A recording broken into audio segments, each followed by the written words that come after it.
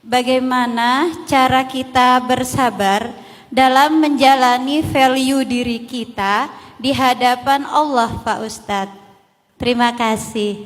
Orang yang sabar itu tuh dilihat dari di awal kejadian, seperti apa reaksi dia. Jadi kalau kita pengen belajar sabar, cobalah belajar mengontrol diri kita sejak awal kejadian. Kayak sabar untuk gak marah pas awal disakiti, atau awal kayak rame sama orang gitu, sama teman atau sama siapa, kita kepancing gitu, kepancing marah-marah.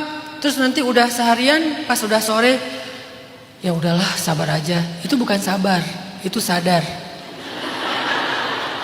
Itu bukan sabar tapi sadar. Jadi nggak akan dapat lagi tuh pahala sabarnya. Dia cuma dapat pahala sadar. Sadar dalam bahasa Arab insaf, yang kemudian jadi bahasa Indonesia insaf. Karena kita nggak bisa bilang sod dan fa, kan kita bilangnya pa ya, bukan fa kan. Dari insaf jadi insaf. Udah insaf loh, gitu kan?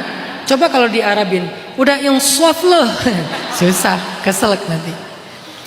Artinya as-sabru, kata Nabi, 'inda sidmatil ula, sabar itu di awal kejadian. Makanya begitu ada kejadian, kita belajar untuk mengontrol reaksi kita atau sikap kita. Boleh nangis nggak Ustaz? Boleh, Nabi pun menangis. Boleh merintih kesakitan nggak Ustaz? Boleh, namanya kesakitan pasti merintih. Nggak ada orang yang kesakitan diam-diam aja ya. Lo kenapa diam aja? Sakit. Nggak ada, namanya kesakitan merintih. Selama merintihnya tidak berlebihan, asal merintihnya nggak ngeluarin kata-kata mencela. Anjir, jangan. Anjing, jangan. Cukup aduh misalnya. Oke, masih oke lah.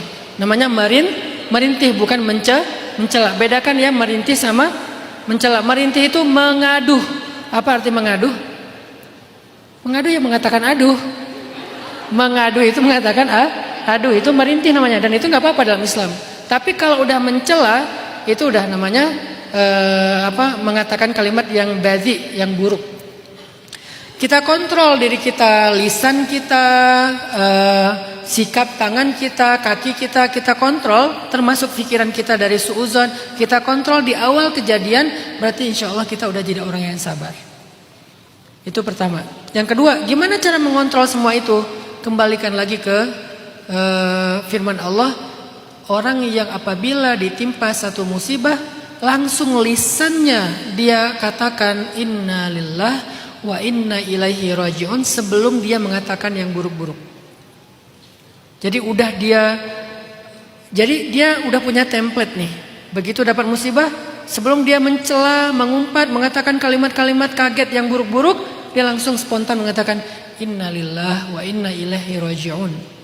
Maka kalimat itu akan menguatkan kesabaran dia kalau dia faham maksud dari kalimat itu. Seperti pembahasan kita tadi, kita tuh bukan pemiliknya, ini semuanya milik Allah.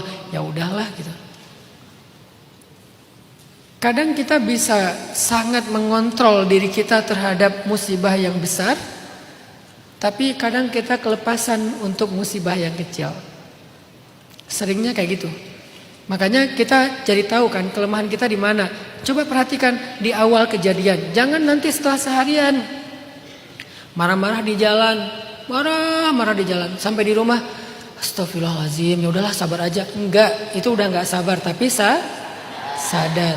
Kita selama ini berarti lebih sering sabar apa sadar? Kita belum sabar, seringnya sadar.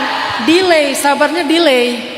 Sehari, seminggu, udah sebulan, ya udahlah aku sabar aja. Sebulan baru ngomong sabar. Selama 30 hari ngapain? Marah-marah di grup. Setelah 30 hari marah-marah di grup, akhirnya baru bilang, ya udahlah nggak usah dibahas lagi lah, udahlah. Itu bukan sabar, kamu baru sadar setelah 30 hari. Jadi latihlah kesabaran di awal kejadian. Salah satu template melatih kesabaran itu adalah dengan mengatakan inna lillah wa inna ilaihi raji'un. Maka yang harus kita latih sekarang adalah penghayatan dari kalimat itu. Karena kalau kita lagi dapat musibah, kita nggak bisa lagi baca-baca buku apa ya arti innalillah teh. Nggak bisa, namanya lagi dapat musibah ya. Sekarang kita bekali diri kita dengan memaknainya. Oh, ini maksudnya. Begitu nanti dikasih ujian, kita langsung mengatakan itu dengan pemaknaan yang udah kita pahami. Jadi kita nggak punya apa-apa, semuanya adalah punya Allah. Sehingga ketika kita dikasih musibah, kita sebetulnya nggak kehilangan apa-apa. Kita hanya diambil apa yang menjadi milik Allah, dan pasti Allah akan menggantikan dengan yang lebih baik setelahnya. Allahu a'lam.